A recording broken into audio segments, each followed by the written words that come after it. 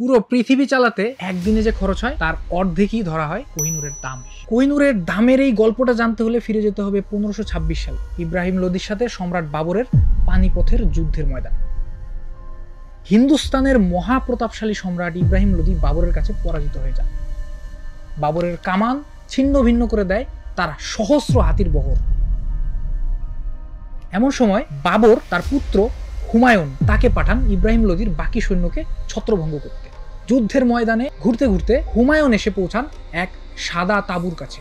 তাঁবুর ভেতর থেকে বেরিয়ে আসেন কাকতিয়া বংশের মহারানী।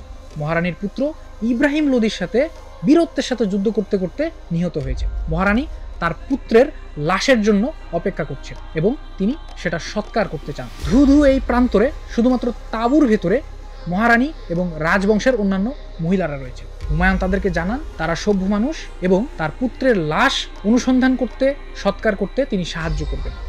এবং এই নিরাপত্তার কৃতজ্ঞতা স্বরূপ কাকতিয়া বংশের মহারানী হুমায়ুনকে এক স্বর্ণখচিত ব্যাগের ভেতরে একটি রত্ন উপহার দেন। আর এই স্বর্ণখচিত চামড়ার ব্যাগের ভেতরেই ছিল পৃথিবীর সবচেয়ে মূল্যবান রত্ন কোহিনূর।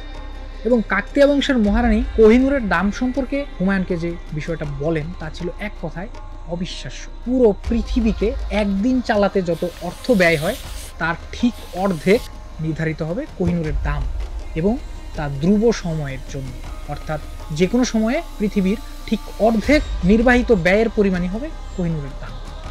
সবশেষে আরেকটা ইন্টারেস্টিং বিষয় বলি, এই হীরার কিন্তু একটা কলঙ্কজনক অধ্যায় আছে। ধরা হয় এই হীরার মধ্যে আছে এক অভিশাপ। কোনো পুরুষ কখনো এই হীরা স্পর্শ করতে কিংবা পরিধান করতে পারেন। এই হীরাটি শুধুমাত্র নারীদের অলংকার হিসেবে ব্যবহার করা হয়। কোহিনূরের অভিশাপের গল্প বলবো আরেকদিন। সেই পর্যন্ত সবাই সাথেই থাকবেন। 1 লক্ষাধিক পণ্য আর অসংখ্য সুবিধা নিয়ে আস্থার রকমারি আপনার দৌড়ে। যা কিছু দরকারি সাথে আছে রকমারি